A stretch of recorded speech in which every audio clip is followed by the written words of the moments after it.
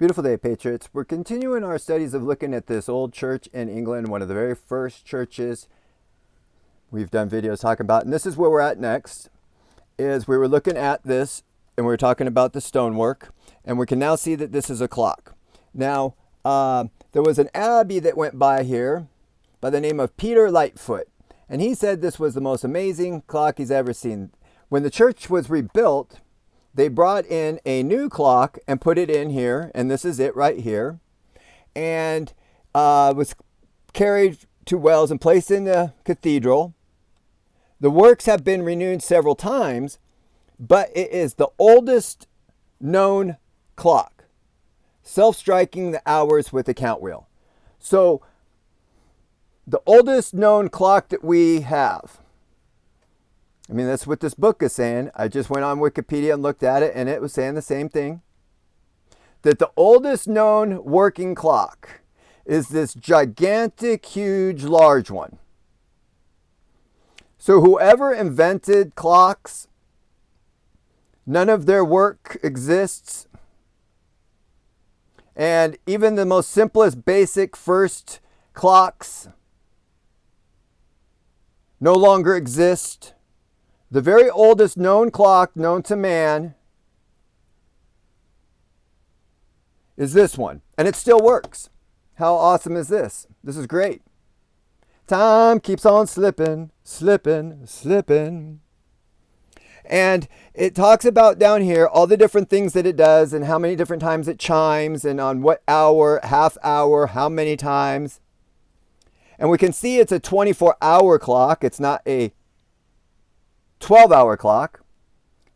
I did not see how often they have to adjust this thing, because we, in our times now, we have to adjust our clocks because it's not in exactly 24 hours exactly in a day.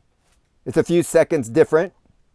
In each day, a few seconds adds up. And so we adjust our clocks.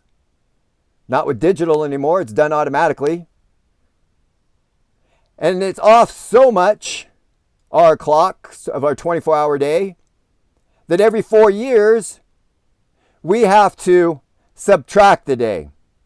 It's called a leap year. Leaping into the future because time keeps on slipping, slipping, slipping. And this clock here is a 24-hour clock. And let's go to see what kind of other things that it can do. Because if it's the very first clock, if it's the very old, it's not the first clock. I shouldn't have said that. I didn't say that. I didn't mean to say that. It's the oldest known clock. There is no other clock on the face of the earth that's older than this big, gigantic, huge clock on a 24-hour clock that chimes amazingly well.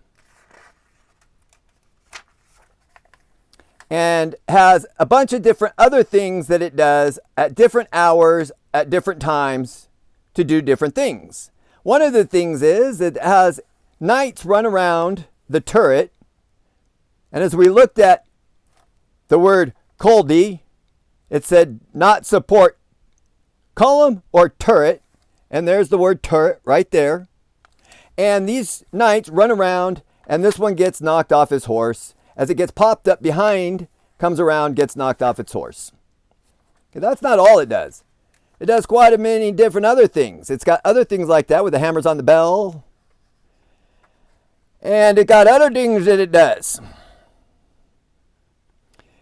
One inscription on the clock says, around the moon plate are the words, I can't read that, which is translated, this circular rounded dial represents the actual universe in miniature. This accounts for the sun and the stars, the moon and the earth in the center, as it was then visualized. To summarize the astronomical aspect of the clock, we have the earth at the center and the moon revolving around it, strict accordance with the Ptolemaic concepts of the diurnal daily happenings and proper motions.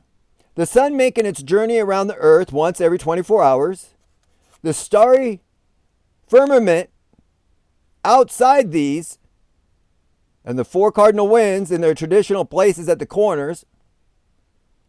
Light's foot clock then is not merely a clock, but essentially a model illustrating fundamental medieval concepts of creation and the universe. And this book continues to say that it's documenting and telling us all accounts of this church.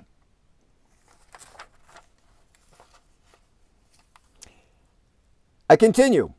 It is remarkable that a simple monk of Glastonbury Abbey had the ingenuity and skill to devise and construct a clock of this kind.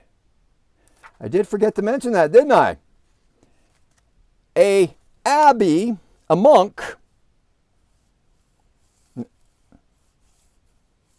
Where was that? It was on the page before. Where did I read that?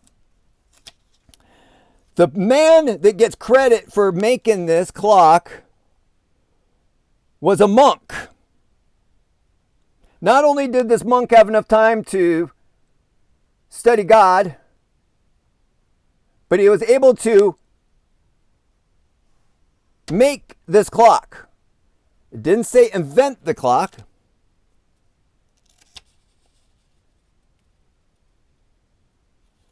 Where did I read that? Okay. It is believed the great clock given to the abbey by Adam de Sudbury was made by a Glastonbury monk by the name of Peter Lightfoot. By Lightfoot. Where have we heard that name before? And that was in the writing from 1539. Okay? So they're saying a monk made this. And that would be the only way, I would imagine, somebody to be able to have that kind of information of not only being able to do a 24-hour clock, because we can't do that now. We don't make clocks that can do time like that. But it's inscribed on here. This circular dial represents the actual universe in miniature. That's pretty ballsy to write something like that on a church clock. Right? I mean, am I wrong? This is the oldest known clock.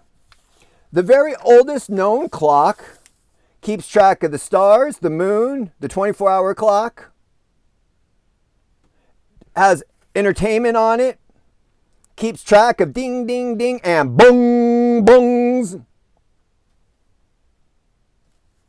And even the people that are talking about the book find it remarkable that a simple monk had the ingenuity and skill to devise and construct a clock of this kind. Most people would look over that sentence and go, yeah, that is kind of weird, and just continue reading. Instead of sitting there saying, you're right. That doesn't sound right. But maybe it does to you. Can you imagine how complicated clocks are? Like a grandfather clock. A grandfather clock, you have to wind every single day. You take the weight and you pull it up. And then the weight of the chime pulls the gears at a certain speed so that when the thing back and forth, it helps all the gears go around. But that has to be wound every single day. This particular clock, the oldest known clock, not only keeps 24-hour time, but also the stars, the moon. I look forward to keep reading this, and I can't wait until I can get into that wheelbarrow. They sit here right next to me, but I know if I open up a single one of those books, I won't finish looking at this one. And look we almost missed that. The oldest known clock.